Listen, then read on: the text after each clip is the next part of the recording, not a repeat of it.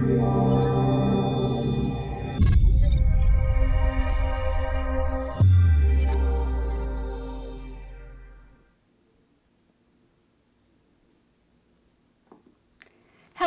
and welcome to this week's Vested Tip for Success video tutorial series.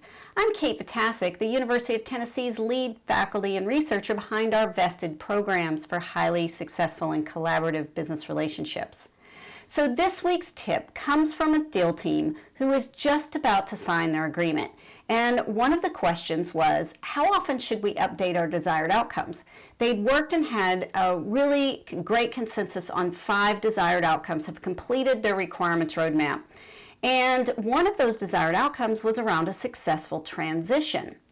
And they said, well, you know, we're entering this long-term agreement, but one of these desired outcomes, it's designed to be finished in less than a year.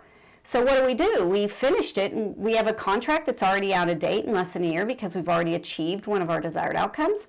Well, no, the answer is not. You want to keep your agreement in continual alignment. So let's say you achieve that successful transition, check the box, right? Thumbs up, we've done it.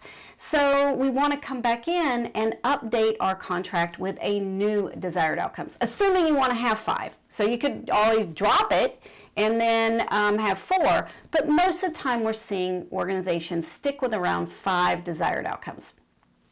So the answer to this question is, it really depends, because if it's desired outcome, you want to update it as soon as you've achieved it, or roughly every year looking at those desired outcomes, making a judgment and saying, yeah, these are still really valid, or I want to tweak them.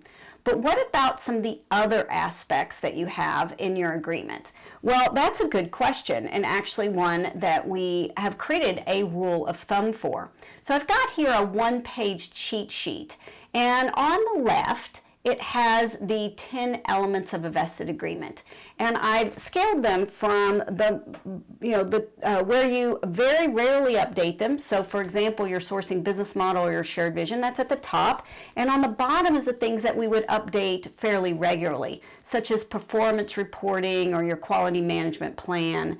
And so you probably don't want to update your contract very often, but early on you might be getting in and going, oh, I need this other thing, I've got to do this. And so you know, if needed, you may have weekly or monthly updates for the first, 3 months, 4 months, 5 months, 6 months, until you're, getting that transition and nailing what you need to do.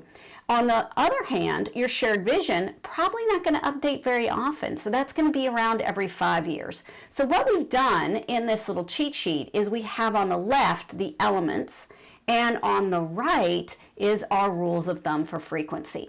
Now, if you signed up to our Vested for Success video tutorial series, you will be getting, as part of the email, this cheat sheet.